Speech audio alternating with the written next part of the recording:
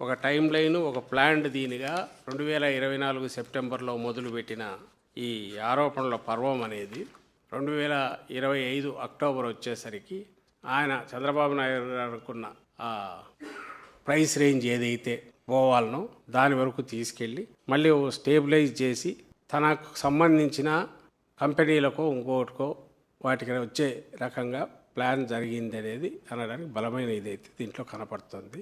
ఈ రూపంలో ఈ ఏడాదిన్నరలోనే కేవలం ఈ క్రీమ్ ఈ యావరేజ్ ఏదైతే తీసుకుంటే ఎక్స్ట్రా పే చేసింది ఎన్ని లక్షల లీటర్లు వీటన్నిటిని లెక్కేసి చూస్తే ఐ థింక్ ఆయన నాయుడు మాటలోనే 90 లక్షల లీటర్లు ఎంతో ఉన్నట్టుంది అనమాట చేసేసి కనీసం 150 నుంచి 200 కోట్ల పైన దోపిడీ జరిగింది అని ప్రైమా ఫేసి అనుకోవడానికి బలమైన ఆధారాలు అయితే కనపడుతున్నాయి. కాబట్టి ఖచ్చితంగా దీని మీద సిబిఐ విచారణ లాంటిదే జరగాలి, లోతుకు పోవాలి.